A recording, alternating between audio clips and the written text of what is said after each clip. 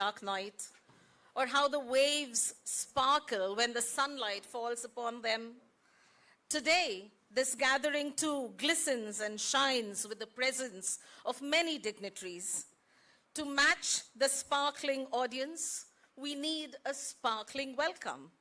So I invite another great orator, literator, and leader to radiate his glow on this august gathering, our principal, Father Dr. Vinayak Jadhav, to deliver the welcome address.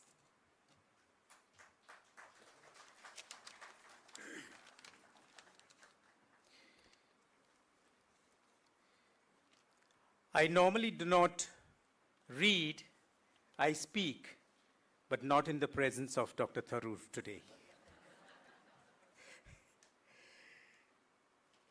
Honorable Member of the Parliament and Chairman of the Parliamentary Standing Committee for External Affairs, Dr. Shashi Tharoor, Reverend Provincial Father Fernando Rai, Rector of St. Xavier's College, Father Anthony Pichai, Honorable Vice Principals, respected Vice Chancellors, distinguished guests, respected professors, and my dear admirers of both Father Herbert and Dr. Tharoor.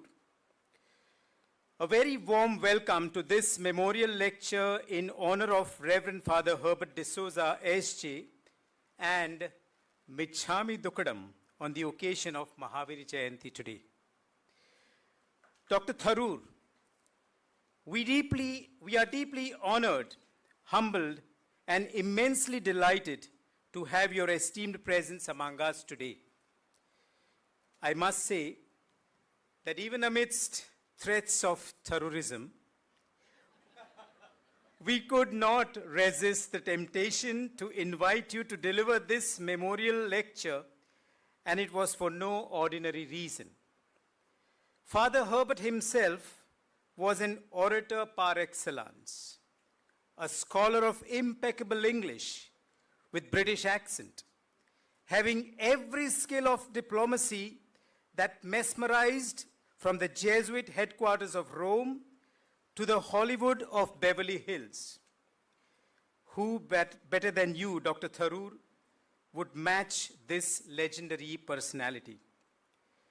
Those of us who know Father Herbert can imagine Father Herbert and Dr. Tharoor having a debate today on the idea of a university right here on this stage. No thesauruses of this world would be able to contain the two, I bet. St. Xavier's College is also toying with an idea of becoming a university, but not blindly. Universities are mushrooming like a rat race or a blind chase.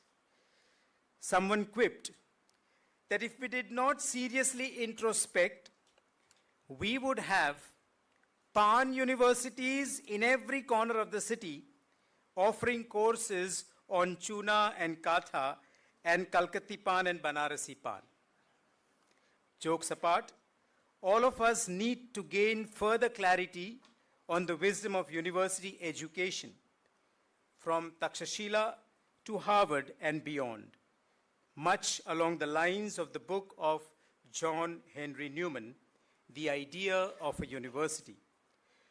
To lead us into that introspection, we are privileged to have today the inimitable one and only Dr. Shashi Tharoor. No words are enough to thank you, Dr. Tharoor, for making your presence available for us today.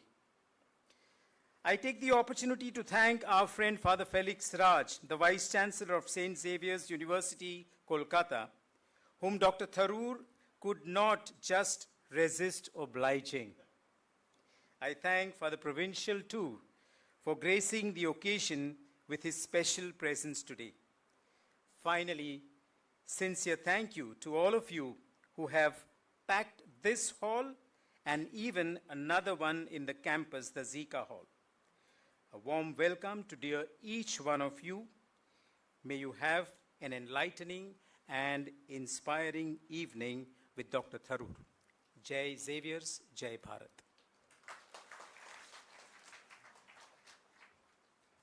Thank you, Father. Thank you.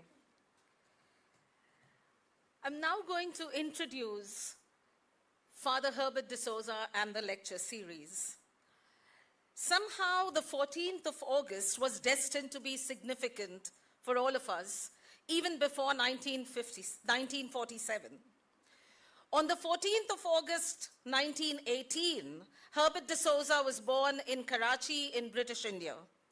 After being educated in India, Spain, and the USA, Herbert, now a Jesuit, was assigned the task of establishing a college. He was only 38 years old at the time. From 1956 to 1970, he worked tirelessly to establish St. Xavier's College, Ahmedabad. Soon, thanks to Father de Souza, St. Xavier's emerged as the best college not only in the city but in all of Gujarat. It would be apt to say that the credit for the glory of St. Xavier's College today, an A-grade college, accredited and flourishing, ranked among the top colleges in the country in the sciences and the humanities, holding top positions in sports and arts competitions, included nationally as a college with the potential for excellence. All the credit goes to Father Herbert de Souza and his colleagues who laid such a strong foundation for it. In 1976, Father Herbert felt the need to branch out in a different direction. Even at the ripe age of 58, he decided that he could be a student again. And he studied adult education and communications at Loyola Marymount University, USA, following which he took up a facultyship at the same university. Father de Souza was a superb orator. He was a much sought-after speaker in lecture circuits across America. His range of knowledge of classical and modern literature, his mastery of the English language, and his outstanding wit kept his audiences enthralled. The Father Herbert de Souza Memorial Lecture series is one way to commemorate this great personality, his unmatched expression, his oratory, his language, his literature. The college celebrates the spirit of its founding father through the annual Herbert de Souza Memorial Lectures. A galaxy of luminaries have shone on the college campus for these lectures. Prominent educationists like V.V. John, Yashwant Shukla, well-known economists like Dr. C. Rangarajan and Vadilal Dagli, public servants like T.N. Seshan and Arundhati Ghosh, prominent writers like Uma Shankar Joshi and Father Wallace, activists like Achyut Yagnik, and many other personalities have delivered lectures in this series. One of the brightest stars in our galaxy of speakers at the Herbert de Souza Memorial Lecture Series is our speaker for today, the Honorable Dr. Shashi Tharoor. I conclude this introduction to Father Herbert de Souza with a tribute to him in these lines by Longfellow. Lives of great men all remind us we can make our lives sublime, and departing, leave behind us footprints in the sands of time. Similar footprints in the sands of time are also imprinted by our speaker for today, who I will now introduce. We are immensely privileged to have with us Dr. Shashi Tharoor, MP. What words can I utter to describe the brilliance of this great thinker, political leader, philanthropist, author, orator, mover and shaker? Yet I think the one compliment that I would want to give him, nay, the one compliment that he would love to receive, is to be called an Indian. A thorough, profound, brilliant Indian. Who doesn't know Dr. Tharoor? A fourth-term member of Parliament for Thiruvananthapuram, best-selling author of 26 books, former Under-Secretary General of the United Nations, former Minister of State for Human Resource Development and for External Affairs in the Government of India, winner of numerous awards, including Pravasi Bharatiya Samman, Commonwealth Writers' Prize, the Sahitya Academy Award for English Non-Fiction, chairperson of the Parliament's Standing Committee on External Affairs. There is so much more to this list of achievements. I could go on to read out Dr. Tharoor's immensely impressive CV, and believe me, it is gobsmackingly impressive. I could go on to speak about his decades at the United Nations, his PhD at the young age of 22, his honorary doctorates from not one, not two, but 3 universities internationally, his recognition in India and other nations by their highest honors. The list is staggering. But I'm sure you will find all of that information online in open sources. Instead, what I think we need to carry home with us today are these details about our speaker. Dr. Tharoor has spent the greatest part of his literary and public life articulating, defending, and championing the inclusive idea of India anchored in our Constitution. He has proved himself a trailblazer in using social media as an instrument of political interaction. Today, he has over 8.4 million followers on Twitter, making him one of the most popular Indian politicians. And so, very importantly and fittingly, his voice, his vocabulary, his viewpoints continue to move national conversations, international dialogue, and global exchange. Ladies and gentlemen, I am honored and humbled simultaneously and paradoxically in presenting to you the amazing Dr. Shashi Tharoor.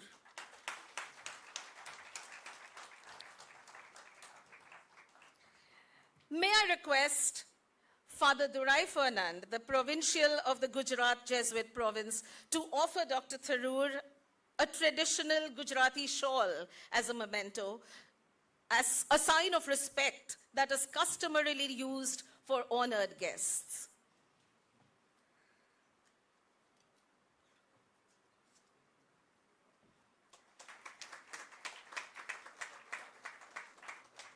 May I request Father Anthony Pichai, the rector of St. Xavier's College, to offer a bouquet of flowers to our celebrated and esteemed guest.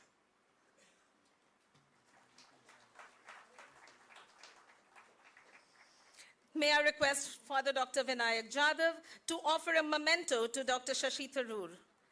This is a handmade memento, sir, that uses the art of what we call Lipan Kam, which is a traditional art form in Gujarat.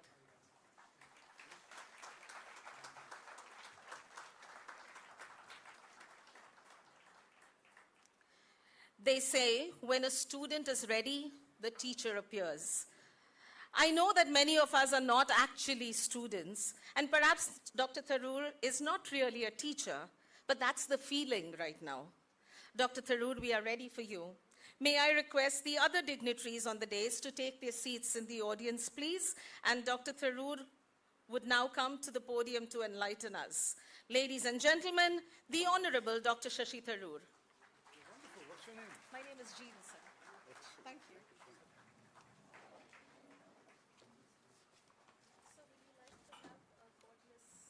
No, I'm happy with this. Maybe during the Q&A, but not right now. This is fine.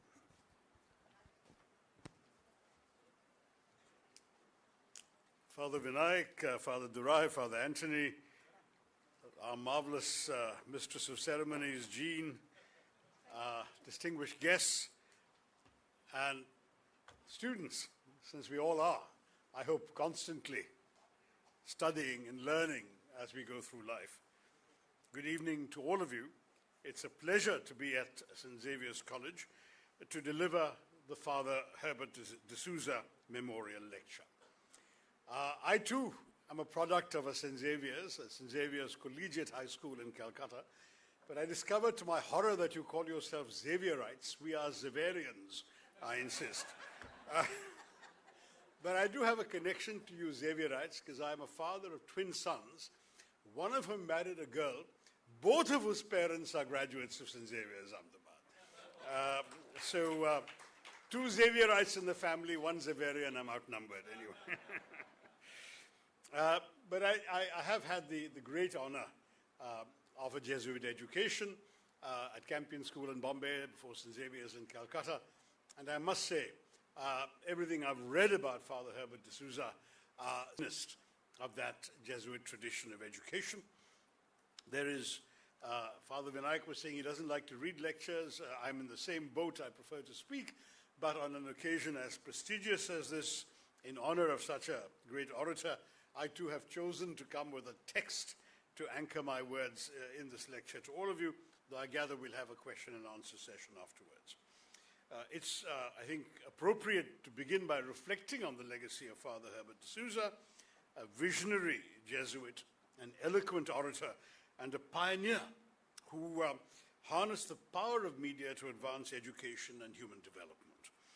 From the corridors of St. Xavier's to the global lecture circuits, from the solemn halls of Rome to the vibrant media landscape of Gujarat, Father de Souza was a man whose intellect, compassion, and unwavering commitment to social uplift left an indelible mark on the many lives he touched.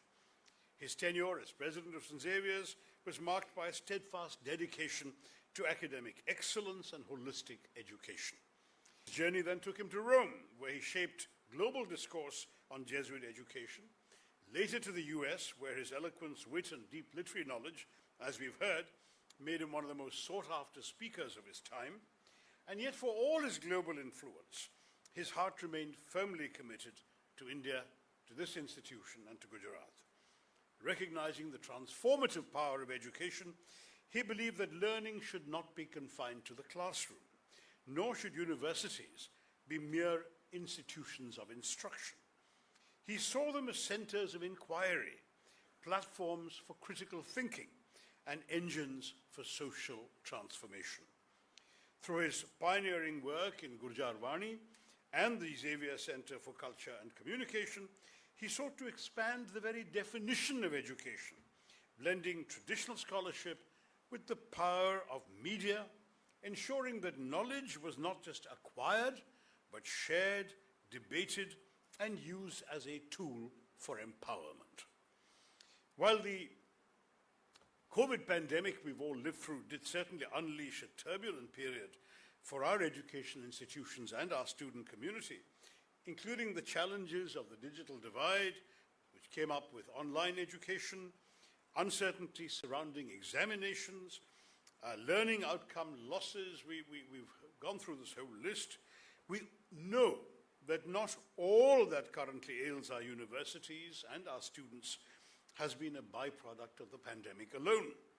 But there is no denying that existing problems, the global trend in slashing state support for universities, reduced allocations for research and innovation, and the quality of output being produced, the over-bureaucratization of academia and the quality of what is coming out, the over-regulation of campuses. We are by and large over-regulated and under-resourced, and I think that is very clearly a problem that afflicts all universities across India. And of course, the growing threats to the freedom of academic expression.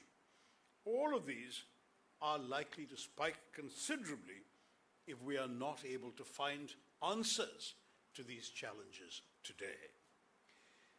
Now, the idea of a university is a phrase which, as Father Vinayak has already pointed out, is most famously associated with the two-volume collection of essays with that title by Cardinal John Henry Newman that were first published in 1852. The idea of a university in which teaching and research were combined in the search for impartial truth reached classic form in 19th century Germany, associated with the famous Humboldt model, which became the dominant global model of a university, a place with intellectual and academic freedom, university autonomy, the growth of independent disciplines with their own standards and priorities, and increasing internationalism. This was the model that Newman arguably had in mind when he wrote the idea of a university. But don't forget that Cardinal Newman was primarily speaking of religious education, and though he was doing that, he showed remarkable foresight in articulating the concept of the modern-day university as an intellectual and liberal engine for contemporary society, intended to serve as a haven for a community of thinkers for whom the cultivation of the intellect could be reasonably pursued for its own sake. And the for its own sake are a vital part of his words. Even more than a century and a half later, his powerful arguments for the value of a liberal education and the principal duties of a university are well worth reminding ourselves of today. To Cardinal Newman, the purpose of education was not to be merely preoccupied with the gathering of knowledge, wisdom, or even scientific temper, that phrase from our Constitution, but one that was motivated by the cultivation of the intellect and a universal knowledge that aided the enlargement of the mind or illumination. I'm using his words. What would this imply for a university? To quote the Cardinal in his own words again, he believed that as a matter of history, the business of a university is to make this intellectual culture its direct scope, or to employ itself in the education of the intellect, just as the work of a hospital lies in healing the sick or the wounded, or a riding or fencing school, or of a gymnasium in exercising the limbs, or an almshouse in aiding and solacing the old, of an orphanage in protecting innocence, of a penitentiary in restoring the guilty. So just that those are the core functions of those institutions, Newman felt that a university's job was to cultivate the intellect. Now, this departure from the utilitarian view of education as a means of economic and social progress has faced criticism. Newman's essays emerged in an era when universities were largely accessible only to those with social, political, or evangelical capital, predominantly the gentry or the church. In India, too, the finest universities, still aligned with the traditional Newman idea, are often perceived as bastions of social privilege, detached from economic and employment realities. Newman's vision also excludes polytechnics or vocational education.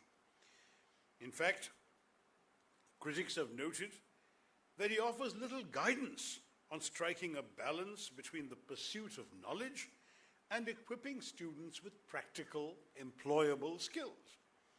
Nor does he address the fundamental issue of how such an enterprise should be financed, an omission that underscores his limitations as, in the words of a critic, the ultimate ivory tower dweller. Increasingly, demands for research to be economically and socially relevant, to help students find work in the real world, have challenged the classic Newman view of untrammeled academic freedom and the cultivation of the intellect. What policy should be pursued to preserve democratic access to the best higher education and to match individual talent to intellectual aspirations as well as societal needs? Universities juggle demands for credentials, skills, and innovation, but remain rooted in their traditional role, engaging with values, culture, and politics, rather than caring about the market. To be, in short, the ivory towers of intellectualism that are increasingly disdained by hard-headed employers. Now, for most families in India, these utilitarian concerns are realities that we are particularly familiar with. Perhaps more so because the fact is that in our country, our educational system has historically served as a beacon of hope in a tumultuous world for millions, even if arguably the system in itself has not yet become our greatest glory. It is, of course, imperative to remember our humble beginnings on the eve of Indian independence. Britain's crippling and debilitating colonial rule left us with only 16% literacy at the time of independence, barely 30 universities in the entire country, about 700 colleges, and a total enrollment of just 4 lakh students in the entire country. While India struggled for the next 5 decades as the poorest, most illiterate, the most malnourished, and the least gender sensitive major country in the world, with over half the world's illiterate adults and 40% of the world's out-of-school children residing in our country, the trajectory of our purpose to the trajectory of our progress to our present state is remarkable. What our first Prime Minister, Jawaharlal Nehru, brought to this was a certain vision and relentless efforts, and we embarked on an educational revolution, building a vast system that nurtured scientific and technological excellence, deep humanist thought, and boundless creativity. When I came into government, unfortunately for a very brief while as the Minister for Education, I found the initial catechism in our education policy that dominated our higher education system were two E's: expansion and equity. Expansion in the number of institutions and equitable access to them for those who had previously been denied educational opportunities because of their caste, their gender, their religion, their region, their tribal status, whatever. In the process, perhaps we didn't give enough attention to the third E in the catechism, which was excellence. I then added a fourth E as minister, and that's endured, I gather, amongst my successors, and that is the E of employability. And I'll come back to this larger theme in a minute. Now, there have been shining exceptions, of course, to the complaint about lack of excellence. There's no question that today's Americans speak about IITs with the same reverence they accord to MIT. The image of India has changed from that of a backward developing country to a sophisticated land that produces engineers and computer experts. The old stereotype of Indians as one of snake charmers and sadhus. Now it's changed so much that I was accosted by an anxiously perspiring European at an airport in Europe, Schiphol Airport in Amsterdam, saying, "Oh, you're Indian, can you help me fix my laptop?" I mean, the entire thinking now is that every Indian must be a software guru or a computer geek. Now, in 2025, when I look back on my days as a young graduate, I think of how few were the options available to us as college students in the 1960s and 70s, as compared to the plethora of opportunities presented to graduating youngsters nowadays. Wider options to study, wider employment opportunities to prepare ourselves for, and especially in higher education, there are many more subjects available to pursue and courses that never existed during my college days, as well as on-campus recruitments from companies and from professions that had not even been dreamt of in my youth. Evolution means that India must keep up with the world. The IITs have now launched certificate programs in artificial intelligence and machine learning. One has already set up a center for artificial intelligence. These will mushroom in the years ahead. At its very foundation, our Prime Minister, Nehru, had called IITs India's future in the making. And now young professionals from these institutes are indeed making global history, young professionals with IIT degrees. But we still have a long way to go with that fourth E I mentioned, employability. To meet the forces of the markets, the demands of research, the pursuit of usable knowledge, and the imperative of building an equitable society. We're suffering from a systemic problem of a skill mismatch between the qualifications we're giving our children and the jobs available for them to undertake. The skill mismatch has seen some improvement in certain sectors over time, but chronic problems persist. I remember reading with horror not too long ago about the Madhya Pradesh Police Department advertising 14,000 constable posts, which required an 8th grade pass, 8th standard pass. The department advertised 14,000 posts. They got 9 lakh applicants for these 14,000 jobs.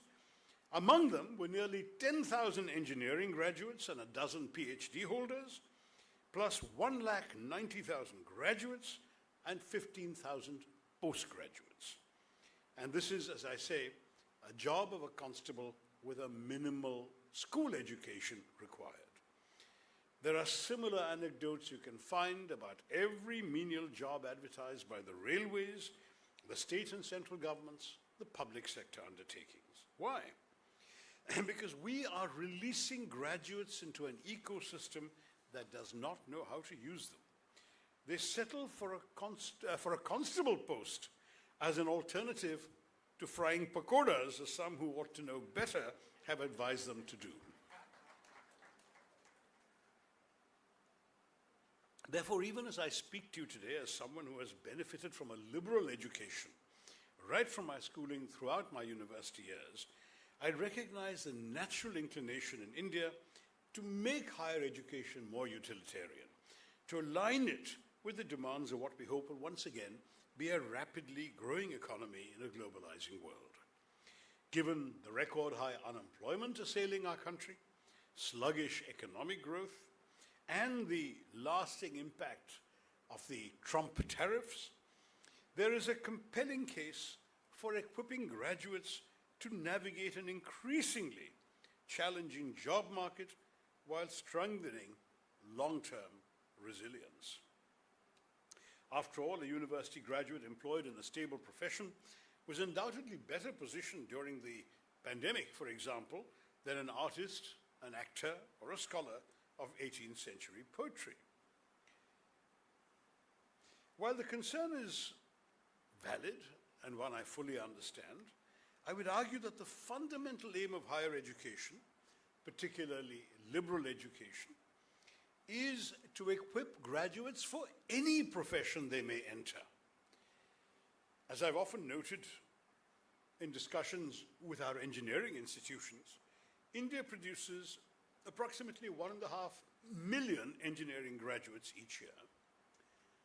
About 60% of them actively seek employment, but not all of them meet industry standards in terms of readiness. Simply put, if we focus entirely on subjects like engineering because we think that'll help them get jobs, we are wrong.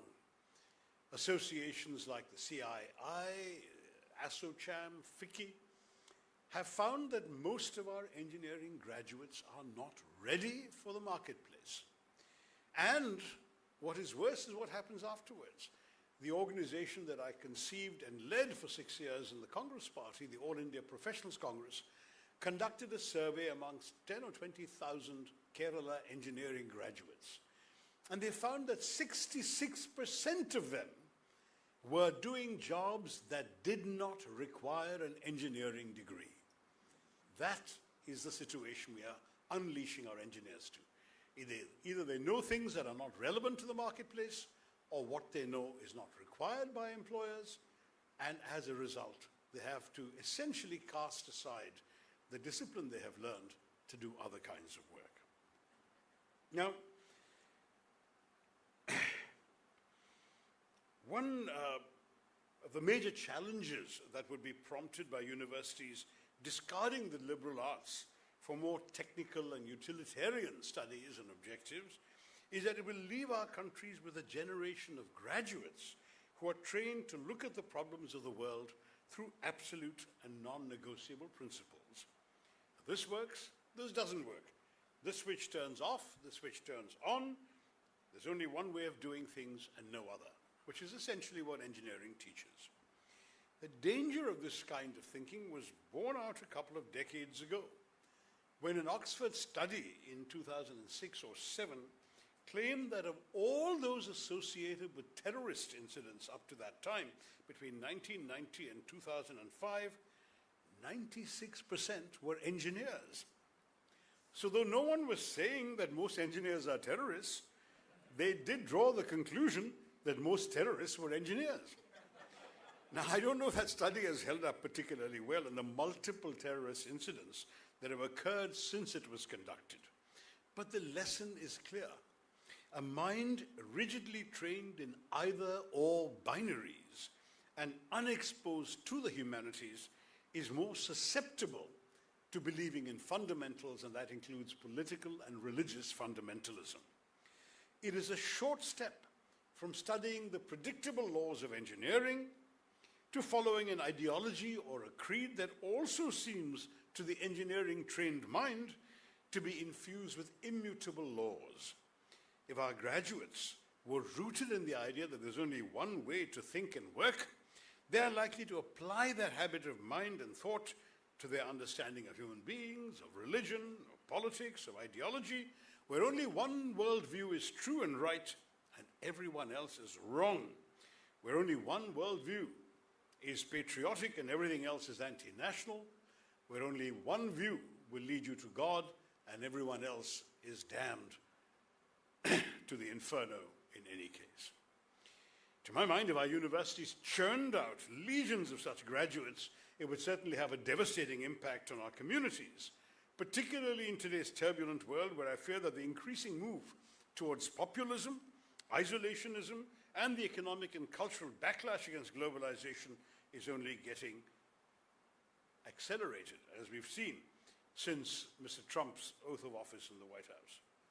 In fact, I've suggested we may well see a process of deglobalization, characterized by trade restrictions, the repatriation of production and supply chains, and the hollowing out of international and multilateral institutions.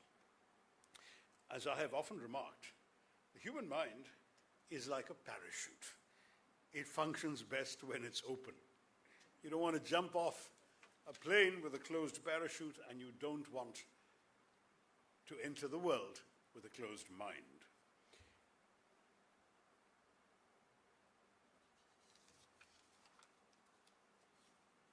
I don't think we can afford to produce graduates who have closed minds.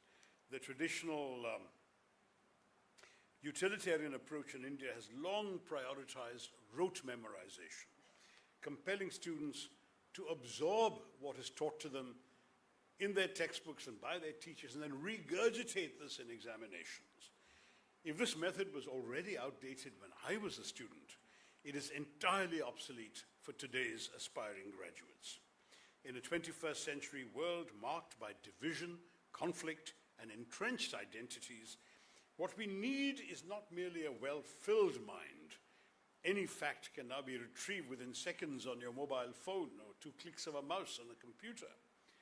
Rather, what we need instead of a well-filled mind is a well-formed mind. We need individuals who can engage with the unfamiliar, facts they've never heard before, new problems they've never encountered, discern patterns, grasp underlying complexities, and develop thoughtful, innovative solutions to the challenges of our time.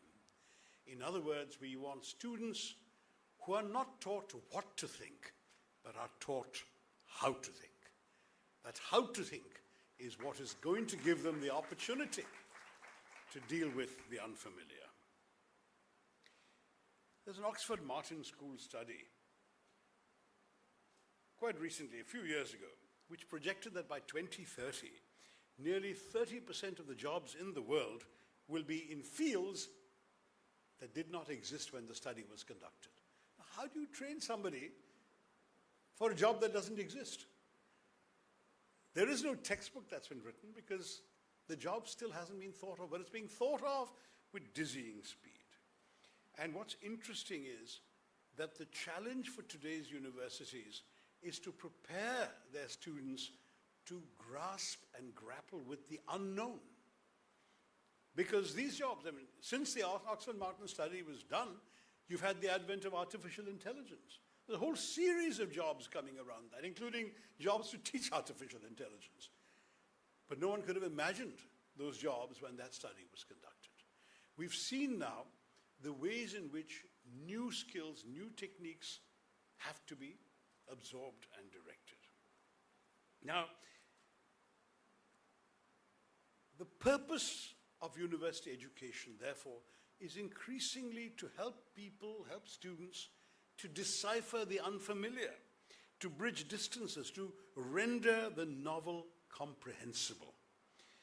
This well-formed mind I talked about, enriched by history, by literature, by the study of human behavior, is ultimately better equipped to navigate uncertainty than one confined to the rigid certitudes of technical training.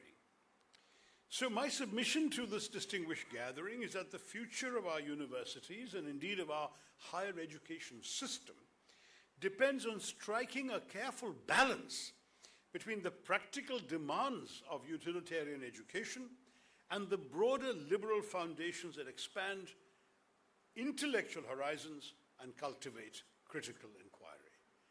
If we can embrace the new world without discarding Cardinal Newman entirely, we will be able to find that balance.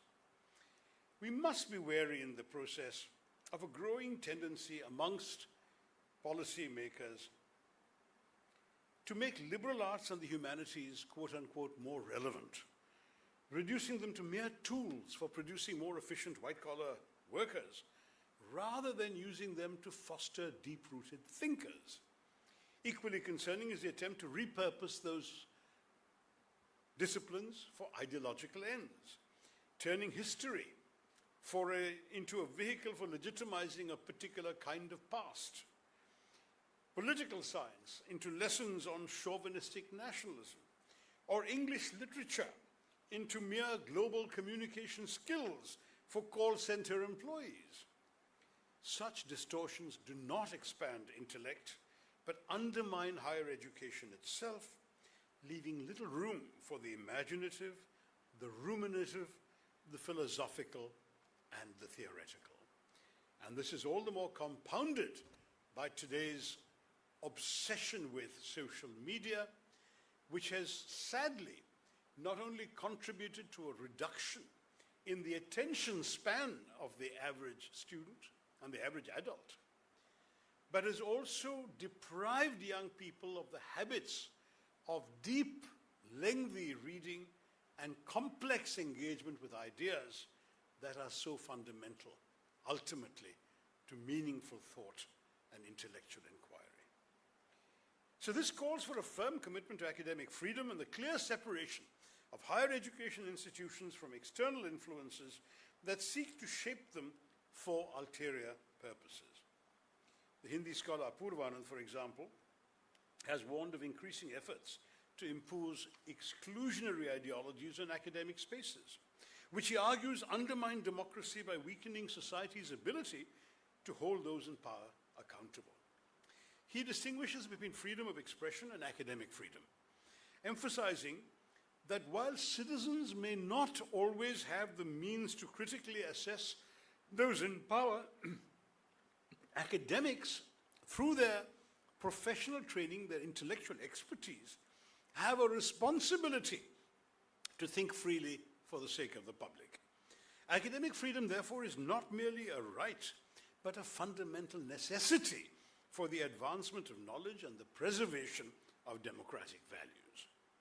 Now, this argument is crucial to understanding the future of universities. In today's globalized world and diverse democracy, students will inevitably encounter others who do not share their beliefs, their cultural practices, their customs. Yet the rejection of liberal cosmopolitanism has led to an increasingly fractured society, where many in leadership view diversity as a problem rather than as a strength.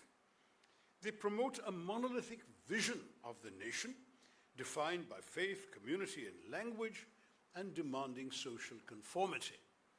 I would like the university to be the last bastion of the diversity of all of these practices.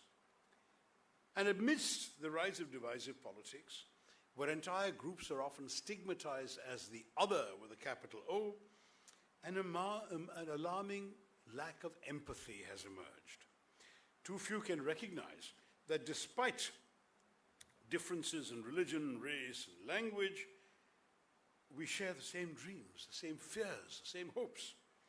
Many struggle to broaden their minds to grasp both the vast complexity of human experience and the universality of human aspirations. In producing such graduates, our universities have regrettably failed us. It is vital that our universities are therefore courageous enough to remain as open and free spaces, where dissent and multiple worldviews are welcome and cherished for their complexity and diversity, and which ensures that in our rambunctious, chaotic, and magnificent democracy, spaces and channels are always kept open for all points of view. The future of our universities must be rooted in developing a generation of leaders that is more ready to deal with the national and global order, a world where multiple realities coexist, where alternative worldviews and convictions have to be encouraged and negotiated with, and where students are taught to look beyond themselves and their immediate surroundings to the reality of interdependence and peaceful coexistence. In fact, there's a British educationist who's written about some of this, Robert Anderson, who outlined 3 possible futures for the university model. First, he said it could be expanded across mass higher education through resource-intensive and vocational training. Second, he said you can abandon it in favor of a purely utilitarian managerial approach. And third, universities could embrace diverse missions while ensuring fair access to research-led institutions, a principle threatened by privatization and market-driven fees. And Anderson, for a Brit, points to the American model, where differentiation has preserved the pursuit of knowledge and liberal education more effectively, he argues, than in Europe. What I get from this is that we should probably see the idea of a university not as a fixed list of immutable characteristics, as Newman did, but, in Anderson's words, as, quote, a set of tensions permanently present but resolved differently according to time and place. I like that. These tensions would include those between teaching and research, between autonomy and accountability. I know that Xavier says autonomous in brackets right after its name, that's great. Between intellectual integrity and socioeconomic relevance. But they should also feature legitimate debates in our country about benchmarking Indian universities against international scholarly communities, about their role in shaping our national identity, in exploring, defending, and expanding our national culture.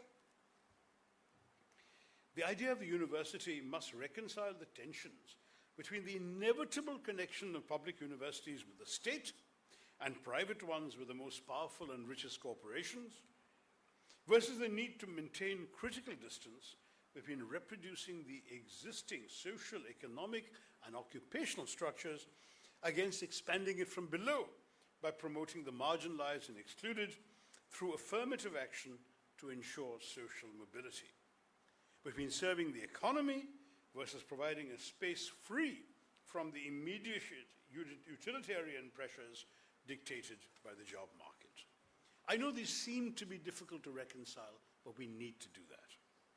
Above all, there is a chronic and perhaps permanent tension between universities as places devised to encourage open and critical attitudes against society's expectation that universities will impart useful qualifications and employable skills in the service of India's future. Obviously, we have to resolve that tension too. And a balance has to be struck that seeks the impossible, to reconcile seemingly incompatible objectives with the ethos of commitment to a better future for a better India. We must be far-sighted enough to recognize that at its core in a democratic society, our universities must evolve into spaces where an ideal version of democracy is itself allowed to thrive. In other words, our universities must become the staging ground for experiments in developing the most principled version of our democratic ethos, and by extension, a microcosm of what our democratic society could one day be. A place where you're free to think. And if I can say this in a Jesuit college, where you're free to think heresy and not be punished for it. Of course, I meant political heresy, but you get the point.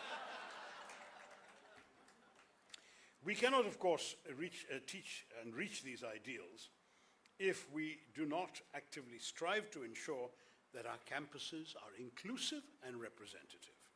After all, no democratic model can sustain itself if it does not carve out spaces for all voices, no matter how big or small, to be heard. This is not just what we try to rectify through instruments like affirmative action, reservations, need-based scholarship programs, which are all very important, but a commitment to really taking stock of the barriers to access and inclusion that permeate all levels of our society. Take, for instance, the issue of online learning that was the norm during the height of the pandemic. We live in a world brought to us by Facebook, Google, and Twitter, but we also live in a world where over 2.6 billion individuals do not have access to the internet, including 1 billion children, for whom it will not be possible to either work remotely or learn remotely. According to UNESCO, globally, only just over half of households, 55%, have an internet connection. In the developed world, 87% are connected, compared to 47% in developing nations, and just 19% in the least developed countries.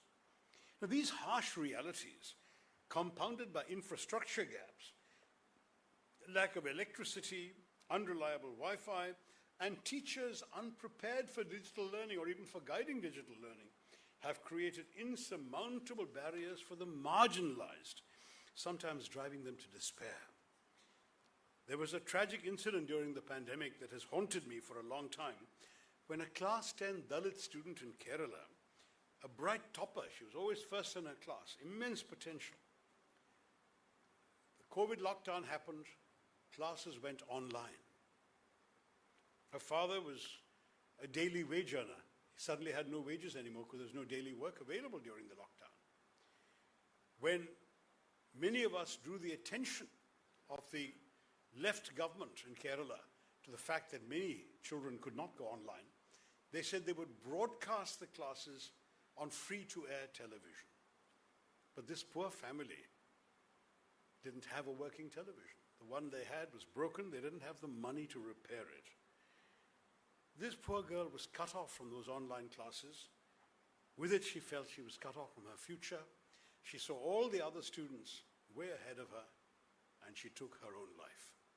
It's a terribly painful story, and perhaps there weren't too many such examples, thank God, but it was a terribly painful moment. And I remember one of the things I did immediately after, as soon as we were able to interact with people, to launch a drive to collect internet-enabled mobile phones for poor children in government schools. And we got quite a few donated from people, for people in my constituency. But this is still the reality for many people in India. We live in Kerala is a much more prosperous state than many. And these are realities that educationists cannot afford to forget while we sit here protected by our privilege and discussing what a university means for all of us. But it doesn't have to be this way. Online education and e-learning has its limitations. It overlooks the great value of campus interactions for students across social classes, across regional divides, religious divides, caste divides, and the comradeship that arises from shared experience and shared learning. I have no doubt that it was a blessing when the lockdown ended and colleges and campuses could come back to life. If our universities can be places where we can come together and develop these free spaces where the social barriers of class and caste are left behind, and where instead young Indians are given the tools to lead an empowered life, a space where narrow-minded and exclusionary identities are replaced by willingness to accept differences and cherish the diversity not just of identity but of thought and belief, a space that is confident enough to look at its wealth of differences as a strength and not so insecure as to look at it as a weakness that must be rooted out. A space where the administration is attuned to the aspirations of the students, the next generation of India's leaders, and where those young minds, the engines of our democratic and pluralist society, are not subsumed only by personal ambition or the commercial rat race, but are invested in not just improving their minds, but in the successes of those around them. If we manage to do all of this, we can develop an idea of the university that remains open, inclusive, and representative, and yet anchored in the realities of India. An idea that will become the engine of tomorrow's India. If we can manage to do this, I'm confident that the India of tomorrow will be carried forward by a generation of leaders that will have been empowered by their university to take our country to new heights. I believe it can be done, and I'm confident that you, the bearers of the legacy of Father Herbert de Souza, are the ones who can help us to do it. Thank you very much for your patient listening. Jai Hind.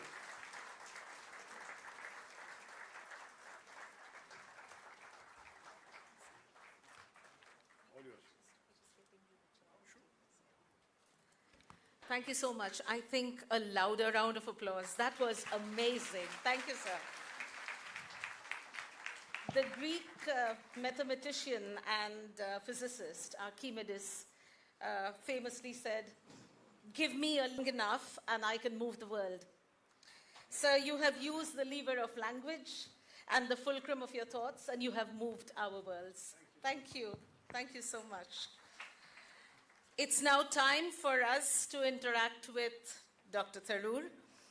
I'm sure there are many questions in the audience, an audience that could be said to represent the intelligentsia of the city.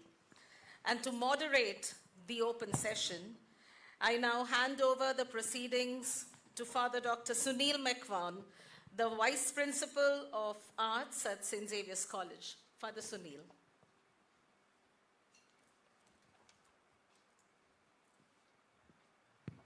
Hello. Thank you, that's most kind. And you really have a knack for the apt quote. Very touched, very impressed. You have a knack for the apt quote. I've had 3 or 4 today. Well done. Thank you, sir. I'll take them automatically exchange.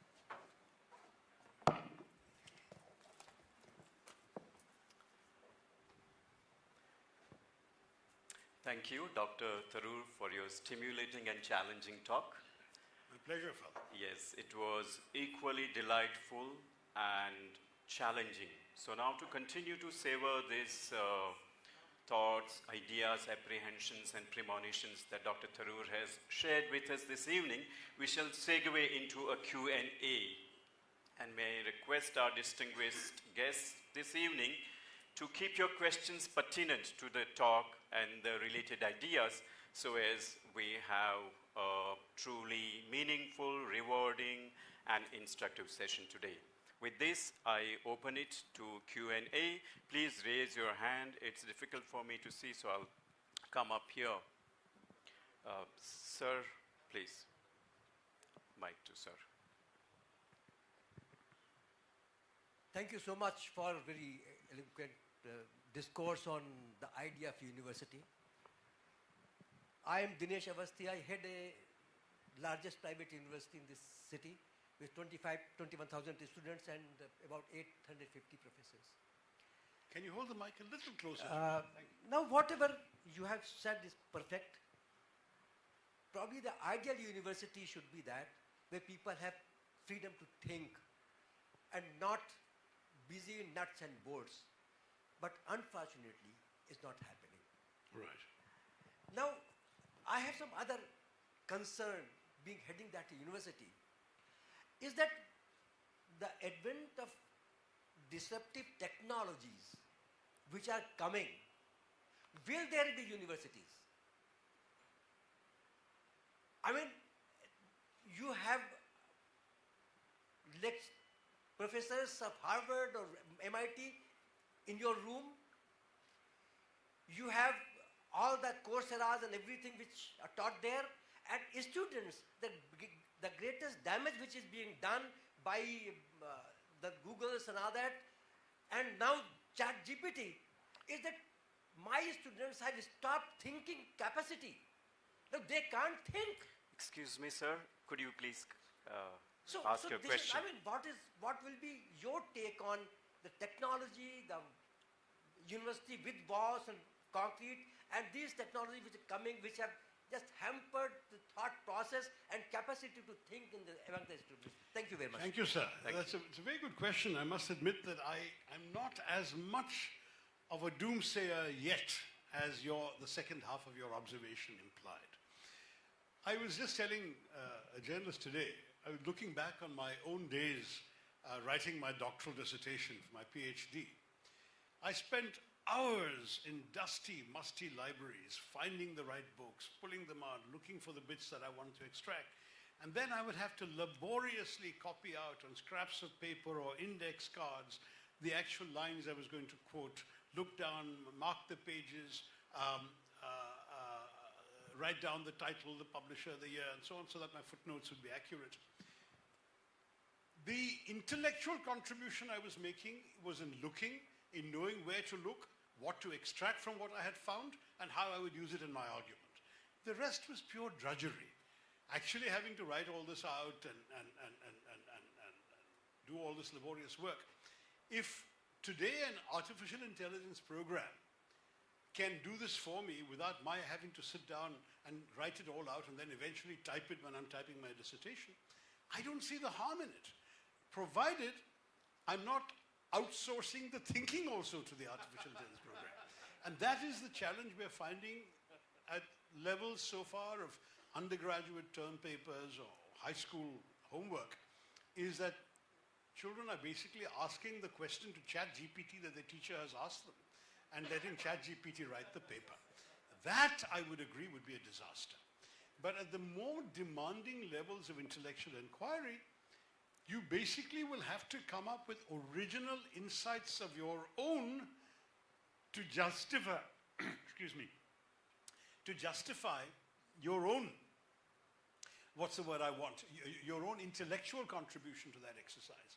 So teachers and professors will have to change their own methods of evaluation. I also feel that where you're resorting to a technological tool merely, for example, to brush up your language, first of all, it's very easy to tell the difference. I even see it on WhatsApp messages to me. When something has been said by somebody that has clearly come off the internet, the English is flawless, the logic is there, it's all paragraphed and worked out. And then he adds in a separate message his own insight or observation in atrocious English, and you know the difference immediately. So that's not difficult to figure out. It is, it seems to me, on the one hand, a useful tool. Would you not rather receive a well-written letter than a badly written one? Would you rather not have a coherently expressed argument than one where the person understands the argument but doesn't have the vocabulary to put it right? I think from the point of view of the recipient also, there is no great shame in these technologies being used to burnish the quality of what people are sending you and writing. The big challenge for all of you in the education business is figuring out how much of it is the student's own mind and how much of it is, how much is the student's natural intelligence and how much is the computer's artificial intelligence. But that is a skill that teachers will have to acquire very quickly, because otherwise they will be made a mockery of. And you can very easily, in school certainly, teachers are already making sure that when very good homework comes in, they also question the student to see how much the student has understood, how much has been done. Look, let's face it, there was a time when kids would turn in homework that their parents had helped them with. Today they're turning in homework that a computer has helped them with. That's the main difference. You still, as a teacher, have the responsibility to ensure that you have been able to understand how much the student has really understood. Once you do that, I think this fear will be much less relevant. I take your point, it's a widely expressed concern, but I'm not prepared to give up on this because I think all technological advancement can be both good and bad. And I think that what's good should be preserved and valued because it makes life easier for everybody. And sir, yeah, we are already facing that dilemma of allowing the AI and new technology at the same time promoting their individuality and creativity. So we'll have, moving on, another question from an educationist, Father Suresh. I'll come to you, sir.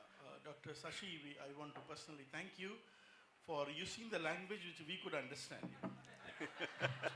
Thank I you. always use language people can understand. Do not believe the caricatures of my political... Sir, he is from science. So not being. So, you have been a Jesuit product, and I agree with the fathers here that we are supposed to produce graduates who meant to be at the service of the humanity. One of the difficulties we face in starting the course, before we start a course, we are told to do a feasibility study. And that depends on what is the employability. And because of that, today, to create a subject or to bring in all the aspects that belong to an organism of an university becomes very difficult for us. I want your suggestion on that. No, you're quite right, but not every subject lends itself to employability. If you're doing a course on artificial intelligence, sure, it's about employability. If you're doing a course on robotics or machine learning, it's all about factories and doing work. If you're doing a course on English literature, surely the only employability you're fit for after that is to be a professor of English literature. And there are not too many of those in demand these days. So you have to understand that the purpose of your teaching English literature is to help people to think, to appreciate the great complexities and diversities of human experience, to enjoy and relish the ways in which that experience can be expressed and communicated through the art of the story, and at the same time to be able, through that process, to become a finer mind, a more cultivated mind, a more civilized individual. Those are not things that can be measured in the job market. But even somebody who has only studied English literature, they may come into, for whatever reason, a job that requires no English literature, they will approach it with a mind that has benefited from studying English literature. That ultimately is the Newmanian justification. Their intellect has been, if you like, sort of curated better through that process. But it cannot be directly justified in terms of employment unless you're producing teachers of English literature. So that's a distinction. It depends very much on the specific kind of course that you're asked to justify. There are some courses that have to be done by that justification, but even then those justifications can be dubious. I'll give you an example. You probably would, if you were training your students in how to use a television studio equipment in a mass communication school. I think you have a communication school here, right? The question still arises, is that what they're going to find in the real workplace? I was invited by a Kerala channel to inaugurate their new studios, and I went there and I saw a couple of young people in this very impressive room with a bank full of screens everywhere and lots of buttons and gizmos that they were playing with and digital lights flashing and so on. And I said, so what did you study? And they said, we went to a school of mass communication. I said, oh, then all this must be pretty easy for you. You've seen it before.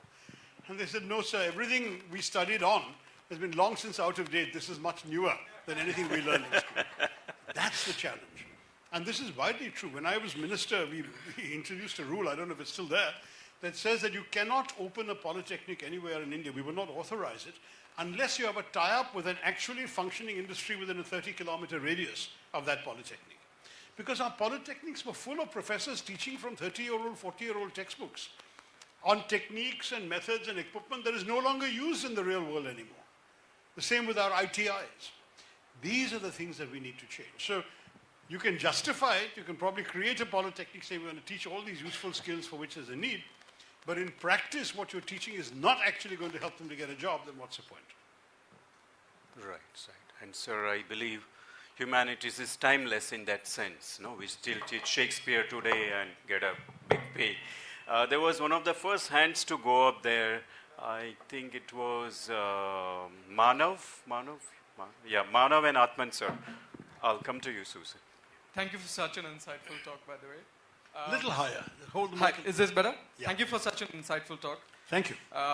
So, knowledge expansion and innovation undeniably requires a lot of funding.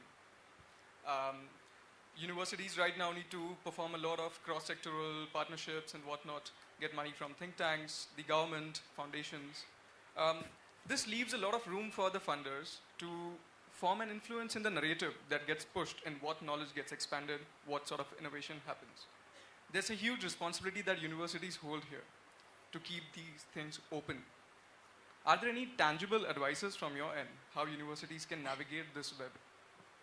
This question of funding is a very serious one because obviously governments have to do the bulk of it for our public universities. And I'm afraid the amount of money that the governments are prepared to put into education has not increased appreciably. Far from it, the percentage of GDP government is spending on education has gone down. The percentage of the government budget has gone down. And many of our state government universities are in actually worse shape than they used to be 50 years ago. So what's happening is the slack has been picked up by a lot of private universities, which indeed offer all of the things you want, the latest state-of-the-art technologies, facilities, techniques, subjects, all of that, but they charge an arm and a leg for it. And of course, it's only the affluent, that small sliver of our society who can afford to get into them. I mean, our country is so vast that even that small sliver of society means there are more people applying for a limited number of seats than otherwise would be the case. But we haven't yet developed a culture that, for example, exists in American universities, of giving the universities a sufficient endowment that means will not be a barrier to entry, where you will get scholarships if you're bright enough to get in. If that was the case, perhaps one would object less to this, because you could say that, yes, anybody, somebody from a very humble middle-class background, the son of a government clerk, whatever like that, can get into the best private universities because they will give him or her a scholarship to make up for the fact that the father doesn't earn that. I mean, when I got my first scholarship to go to the States, I was automatically earning, quote unquote, more than my father was to support a family of 5 in India. Those were the days where salaries were very low and executives were essentially supported through perks, as it was called, so that they wouldn't have to, my father didn't have to pay for his flat, his electricity bill, his car, his petrol, his driver, etc. But the salary, converted into American dollar terms, would not have been able to send me abroad. So I had to get a scholarship to do it. But at least those scholarships were available. Today in India, our private system offers practically no scholarships. And that, I think, is wrong. And one of the things that I would want to exhort, if I were in a position to do so, is that every private university must set aside a certain percentage of seats for scholarship students in order to expand their benefits to them. Otherwise, as far as government funding is concerned, I think we would have to urge our government to put more money into education. Prioritize. Education and public health, to my mind, are 2 extremely important areas for our tax money to be spent, where every government has not been spending enough on those 2 areas. And I hope that we can create more of a groundswell in our politics in favor of that. If the resources are there, opportunities will follow. But if not, we'll be stuck in these old-fashioned methods of studying, learning, teaching, and so on, because that's all they used to have before, and they can't afford to do anything new or anything better. That, I think, is the problem. Thank you very much, sir. Now we'll move on to Professor Since Shah. we're lady here for a change, we've yes. had a gender imbalance so far. Sir, I said after her, she can go. Susan, is that your hand up? Is that fine, sir? Of course, ma'am. Good evening, sir. I'm here. Ah, yes, okay. Wrong gender, but go ahead. My question is related to the saffronization of higher education institutions. We have been witnessing this in India for last 10-15 years and in Gujarat for last 30 years. So how do you see the idea of a university in this kind of scenario, or how to cultivate the idea of critical thinking or academic freedom where students are not allowed to participate in protest? We have the evidence of Gujarat Vidyapeeth or JNU. So how do you see this scenario and the idea of a university? I hope you're not trying to get St. Xavier's College into trouble for me answering that question. No, I have a profound problem with this, because I think, honestly, universities are precisely the places where young people grow up, discover what matters to them, what they care passionately about, what they're prepared to protest about and to fight for. And if we start stifling their ability to do that, we are stunting their growth as individuals. To my mind, there can be reasonable limits. You can't allow violence. You can't allow students intimidating, bullying, bashing up other students. You can't allow them to sort of ransack the principal's office. Those are all crimes under the penal code, under the laws of the land. But you should never deny students the right to march peacefully in protest, to hold protest gatherings, to address each other and argue a particular point of view. And I personally have seen too many who have grown out of this phase, but for whom this phase was an important part of their growing up. And I would never want to prevent them, because ultimately, how do you grow? I mean, the old joke is that, you know, we all make mistakes, and it is through our mistakes that we acquire experience and wisdom. And so the point is that there will be many of these protesters who are completely wrong-headed, but let them find out.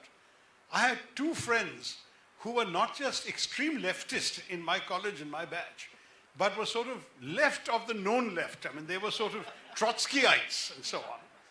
And both of them in adult life ended up as supporters of the BJP. Both of them. both became MPs of the BJP. And these are both people who were in college with me. So I know their trajectory personally very well. But if we had denied them the right to have their ideological views, to express them, even to attend protest rallies and speak at protest rallies and so on, would we have actually done them any good? It's precisely because they held extreme views, learned what was right and wrong about them, and eventually came around to a different point of view that we have the individuals that they became today. And to my mind, this is extremely important. I would never, ever agree to the stifling of protest. I would agree to the prohibition of unlawful activities, especially anything involving violence or incitement to violence.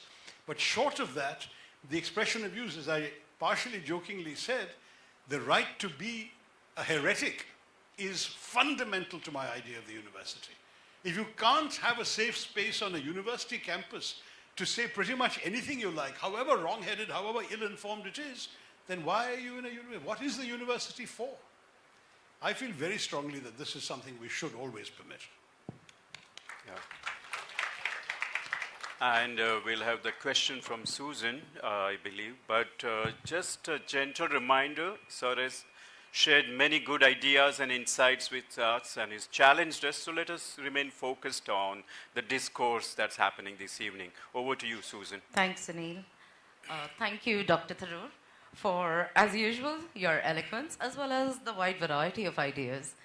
I was struck by the example you gave us of this young girl with human potential going to waste, killing herself because of, well, lack of funds. But you see, you said that you were able to do something about it. What is it that we can do when we can't do anything about it, when people in power choose to look the other way, when people who can do things, in fact, close down courses, close down universities, close down intellectual freedom? Oh, by the way, I teach English literature, so that's pretty much ouch. It's not working. What do we do when people whose job it is to ensure freedom of speech don't?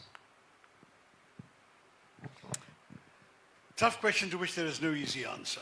I mean, I would say that in a democracy, what we should do is work for, agitate for, and vote for an atmosphere that encourages and permits all this.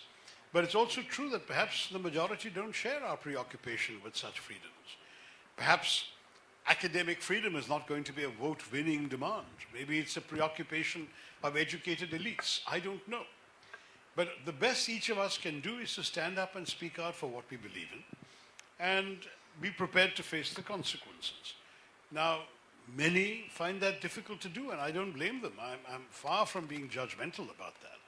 But I will say that academic freedom, as I explained, and freedom of expression at the human level are both excuse me, fundamental elements in a democracy.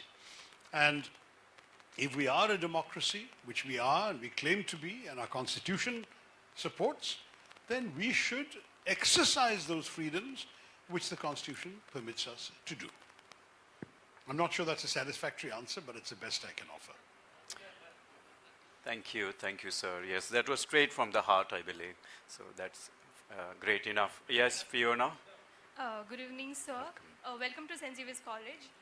Big fan of yours, firstly. Thank you. And my question goes something like this, that with the rise of privatization, Please hold the mic a little closer. I'm missing some Closer, of the words. please. Hello, Hold am it I closer. audible now? Yeah, now much better. Yeah.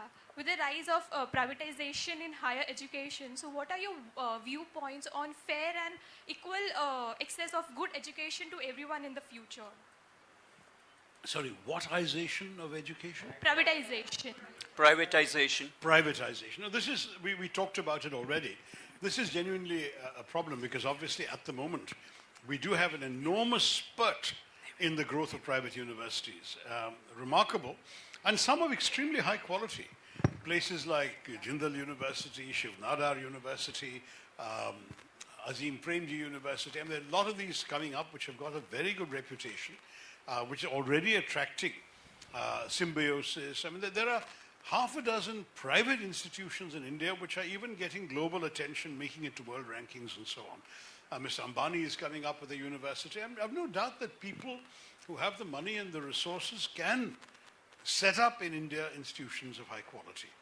But the problem remains who has access to them. So as I said in response to the earlier question, the only thing I can advocate is there must be some way in which scholarships are mandated, are necessary, so that at least some of the students coming into these universities will be able to use their private education as a life-transforming experience, because they'll get an opportunity they could not have afforded without that scholarship, without that support. I'd like to see that happening right across. I must say, because I benefited from that in America, and I see it so widespread in America, I would love to see more affluent institutions in India doing that. Now, you could argue America, they built it up over centuries. They all have big endowments, and the interest from those endowments they can afford to give in scholarships and so on. And we don't have that yet because all these universities are very new. I think Jindal is less than 15 years old, Shiv Nadar maybe slightly older, but not much, etc., etc. So you could argue that some of these private, Ashoka University already got an outstanding reputation in liberal arts, and they're barely 10 years or 11 years old. So you're looking at a body of high-quality institutions that haven't had the time to build up the resource base to offer scholarships. Well, my answer is tough. Then out of your current operating expenses, you have to earmark a certain percentage for scholarships. You cannot, in a country like ours with the great inequalities in our country, you cannot have private education that is purely elitist. That is, and that is not even elitism of merit, but elitism of money. That is something that is very difficult to accept. Yes, sir. And to mention it to you that one of the existential threats facing the Jesuit education today in India is privatization of education. We cannot go into it because we also have a target group to cater to at affordable rates. So that remains one of the issues we have. But we'll have a next question from Nivid Desai. Thank you, Father. Thank you, Dr. Tharoor. It's an honor. My question to you would be something around the lines of teaching and learning. The schools teach a certain way, and the universities need to graduate from that level of teaching and to introduce a new pedagogy, if I may say so. And we have had different kinds of experiments around didactic versus discursive. What thought would you have about maybe the present situation of universities as we see it in India and abroad, as well as the future of university? How should teaching and learning both evolve with time? Well, I partly addressed that in my remarks when I talked about the importance of not getting students to regurgitate what they have memorized by rote from the textbooks or the lectures. I've said that we should not teach them what to think, we should teach them how to think. I've said we need not a well-filled mind, but a well-formed mind. But I'd go even one step beyond that and say that in school, you're supposed to learn how to answer the questions. In college, you better learn how to question the answers. And I think this is very important. Now, methods of imparting knowledge, honestly, a lot of what we're doing in our country is still very woefully out of date. Whenever I address gatherings of school principals, and I had the joy, I think 2 of the last 3 years I was invited to address the Association of Jesuit Principals from all over the country, about 300, 400 of them. And I told them precisely this, that, you know, you've got to move away from just telling the children. You've got to not just have them ask you why, you've also got to encourage them to ask you why not. You've got to get them into classroom discussions where they can actually think for themselves. Give them a topic you haven't taught them and make them present it in the class. Make them think, make them understand something. Have another student challenge what they've taught. Let them discuss it. These are methods that we just don't use enough in India in the school system. And we need to do that. I mean, both Steve Jobs and Bill Gates, when they were asked, what are the quality you most look for when you interview somebody for a job, they both said out-of-the-box thinking. Who does out-of-the-box thinking in India? In India, it's, you know, the teacher says, when the student asks why or why not, the teacher says, because I told you so. Sit down. Repeat this in the examination. That's not good enough. We really have to encourage. The box, of course, is a conventional wisdom, what everyone has always done. The out-of-the-box thinking is thinking beyond. Now, of course, some of the out-of-the-box thinking might be crazy. So you know, if the teacher teaches in science class, the sun rises in the east and sets in the west, and the student stands up and says, why can't the sun one day rise in the west and set in the east? That is not, that may be out of the box, but it's also a wrong-headed question, and the teacher has to politely and firmly explain why that's simply inconceivable. But imagine a student, say 20 years ago, asking a science teacher, why does a car need petrol? And the science teacher talks about the internal combustion engine and how it has to move the wheels and the motor to get the vehicle moving forward. And the student is still not satisfied. Why does it have to be petrol? The teacher says, now you shut up and sit down. That's the answer. Write that in your exam. That student may have gone on to suddenly think, why can't I find ways of powering the car only through electricity?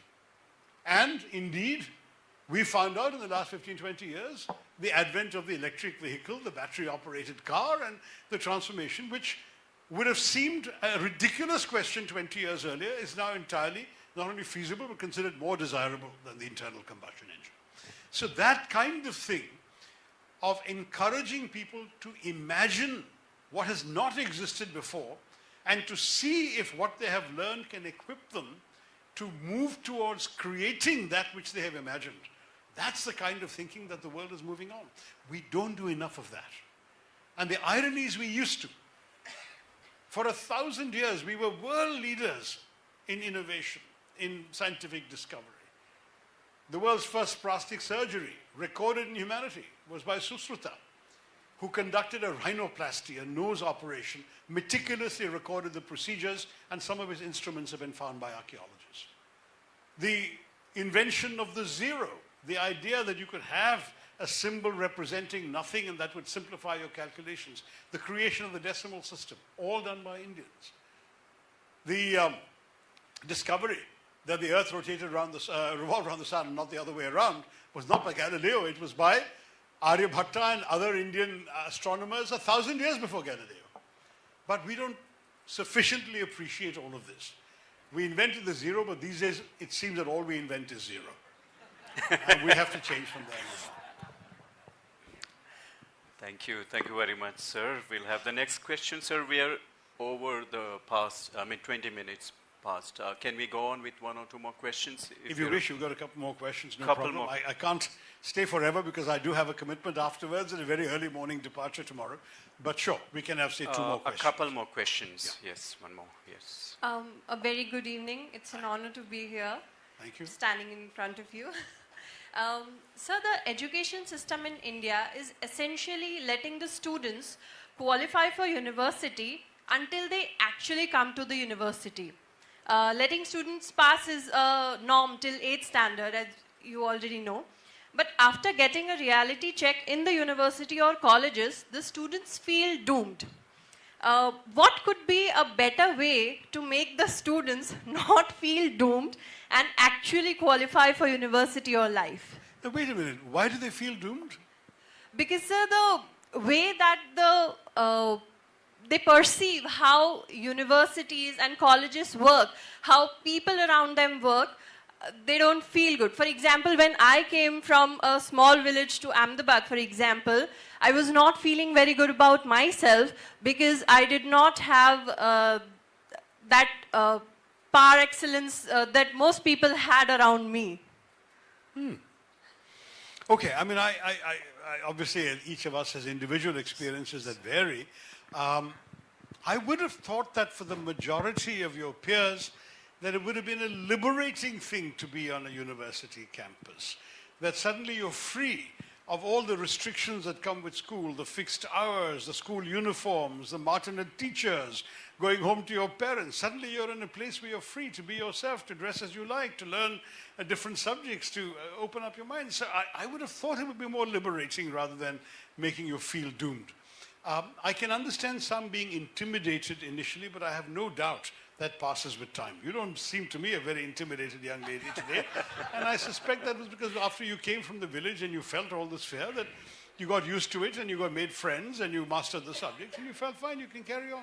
So I would say to all of you, I would want the university to be a place where students look forward to going as part of their growing up and getting ready for the world. And school is the place where the grounding has to be established. So that basic grounding, the foundations, is laid down through the stricter methods and the more rigorous application of discipline that schools involve. But college ought to be when you are liberated, when you think for yourself, when you do things for yourself. You know, I would argue probably that in my years at St. Stephen's College, I learned more outside the classroom than in the classroom because of the various things I had the opportunity to do. I founded the first quiz club in any Indian campus anywhere in India at that point. It's still functioning 50 years later. I revived a humor society in college, the Woodhouse Society. I ran for president of the college union. I acted in college plays. I went out and debated all over the country. There were so many opportunities that came through college and through learning how to stand on your own feet. No mummy, daddy to help you and hold your hand or guide you. You had to find yourself. It's such an indispensable part of growing up that it seems to me that no one should get into college and feel doomed. They should feel excited, they should feel empowered, and they should feel that they're ready to learn. That's what I would like to hope. I'm sure it's not true of everybody, but for most people, that's the experience that should be. Thank you. Thank you. That was great. One question, and sir, one from one of the students. Last question. That's it. Sorry, in the interest of time. Yes, sir. University stands for cosmic consciousness. Nowadays, we are not listening enough ringing, descending voices from the universities. What's the reason and what's the remedy? Sorry, sir, I'm not sure I quite grasped the thrust of the question. I'm asking you, nowadays we are not listening enough ringing, descending voices from the universities. So what's the reason and what's the remedy? Because university stands for cosmic consciousness. Thank you. So you're saying there have been dissenting voices in the university, and as a result, it's the consciousness part I didn't get. I'm sorry? Cosmic consciousness is lost. I see. Look, sir, I mean, these are sort of individual preoccupations. Dissenting voices are sort of part of the university experience and should be there in every campus. A cosmic consciousness is often also a matter of individual temperament. Not everyone is given to thinking beyond the world around them. I would argue that for many, the process of being in the university still is one about equipping themselves for the real world, for the job they might get. Very often, by the time they're halfway through college, they're thinking about what might I do in a profession, what kind of job may I look for. They're not contemplating the larger realities of the cosmos. For those who are so inclined, a university should offer a hospitable grounds for exploring that too if they wanted to. I must admit that I had some very interesting conversations during my college years. My college was not a Jesuit college, it was an Anglican college, St. Stephen's. But I mean, the chaplain was quite prepared to engage with discussions about the hereafter and so on. And I think that if you wanted to explore these things, the university should leave that possibility open. Maybe 1%, 2% of the students are interested in developing a cosmic consciousness. Or maybe those who are would go to different kinds of places, would go to theological seminaries or go to departments of philosophy. I don't know. The vast majority of students would not share your preoccupation. Whereas the issue of dissent and freedom of expression and so on, that applies to everybody. And that's whatever you're studying, whatever subject you're studying, whatever your larger consciousnesses may be, that's something that you would have a right to say. Not everybody dissents. Not everybody is politically conscious. In fact, in many cases, we're talking about preserving the rights of a minority who want to be engaged, who want to protest, who want to whatever. The vast majority of students can't be bothered. I mean, let's face it. But the point about democracy, the point about academic freedom, the point about university life is to permit the rights of those minorities. Minorities in every respect, including intellectually the minorities. So I think that's probably my answer to your question if I got it right. Thank you, sir. Thank you, sir. And to bring this Q&A to a close, a question from one of our student volunteers. And Father, I don't know about your timepiece. It wasn't 20 minutes. We have now spent, if I may tell you, we have now spent 39 minutes. But that's perfectly all right. Sir, I enjoyed it. I actually looked at my watch when I sat down. It was 16 minutes past 7. It's now 55 past. That's how engaging and timeless your speech is, sir. And I only counted the question time, I suppose.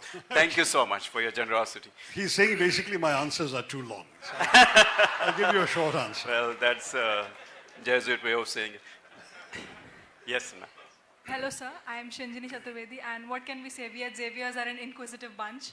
So, yeah, and sir, as students of English language teaching and English literature, we have learned the importance of language or of learner-centered teaching in the modern education system. But the question that I wish to ask you is that as students, what do you suggest that we do in order to take an initiative and cultivate a well-formed mind instead of a well-filled one?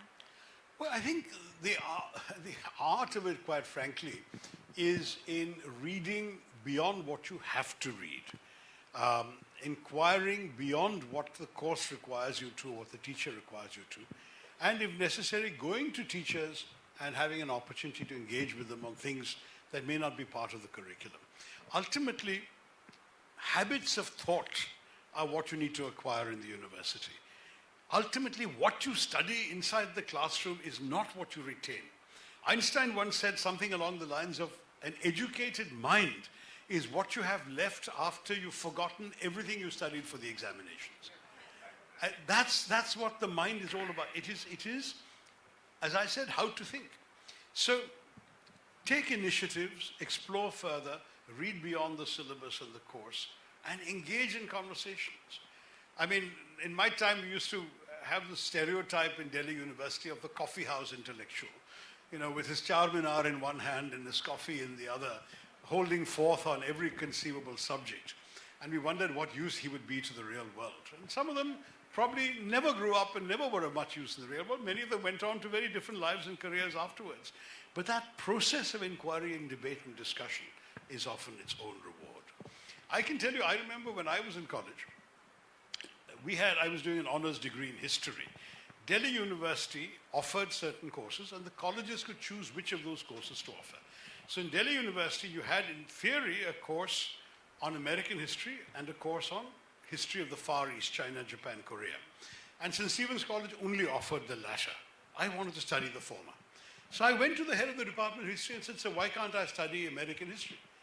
And he said, we're not offering it here. He said, my dear boy, don't worry, the Americans have no history. Seriously.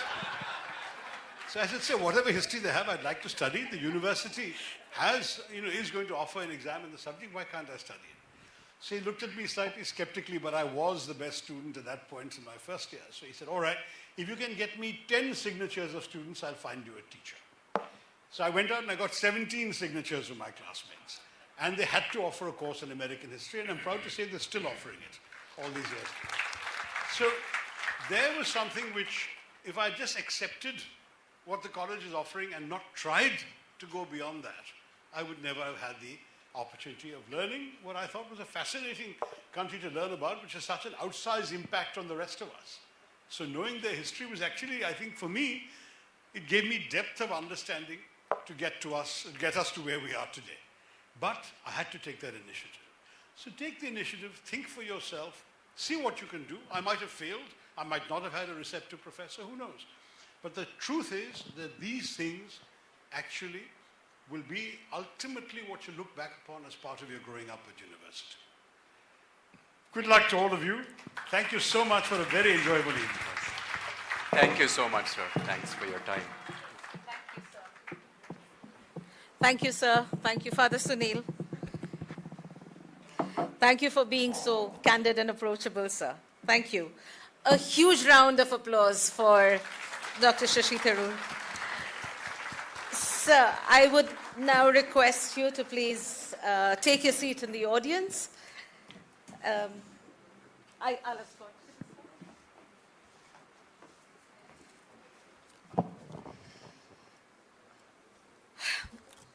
Of all the words in the world, the words of gratitude are the most important. I'm sure Dr. Tharoor would agree. I begin with gratitude to the most important one, the Almighty, in whom we live and move and have our being. How do I thank our speaker for today, Dr. Shashi Tharoor? His words, his brilliance, his profundity, and his amazing personality have lit us up, filled our hearts and minds, and impacted us for a long, long time. Thank you, sir, for your presence here, for your involvement with us, for your time. More than everything else, thank you for being you. I would also like to thank the college principal, Father Vinayak Jadhav, for conceiving of this speaker at this event. But I cannot thank him without thanking the Jesuit community who prompted Father Herbert de Souza to establish the college, the Society of Jesus that is represented here in Father Durai, the provincial, and Father Pichai, the rector. A big thanks to Father Johnson for making the HD auditorium available to us, and a big thank you also to all the fathers of the St. Xavier's community. Thanks to the staff members and the students who have worked towards this event, in spite of submission deadlines, approaching examinations, and so many other pressures. You all have done a wonderful job. All the volunteers deserve a round of applause. Thank you, guys. Dharmesh sir, Disha ma'am, Anna ma'am, the extracurricular committee, the student volunteers of all the departments, thank you. To Sailesh Bhai Christie and Joy Christian, thank you for the efforts you have put in to make the various facilities available to us. Thanks to the technical staff who helped with the screening of the lecture at the Zika auditorium as well. Thank you, Robson Bhai, Vijay Bhai, and team. Thanks to all the media persons and the press for covering today's event. It means a lot to us. Thanks to the amazing audience present here at the Herbert de Souza Hall to share in the Xavier's journey towards excellence. Thank you for coming here. And as they say in Gujarati, Avjo, come again. And thanks to the students seated in the Zika Hall. We can't see them, but they can see us. So thank you, students at the Zika Hall. Thank you, everyone who partook in this unforgettable event. May I now request the audience to rise for the national anthem.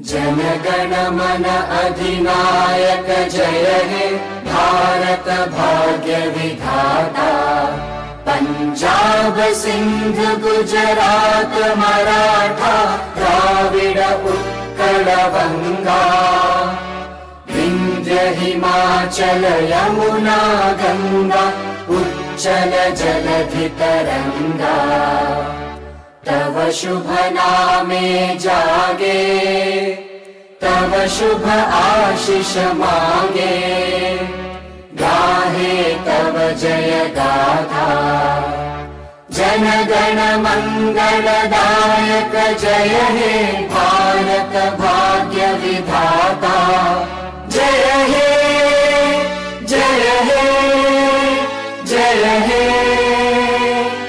जय जय जय जय हे. As we leave, let us take away this one learning from Dr. Tharoor. Too many times we stand aside and let the water slip away.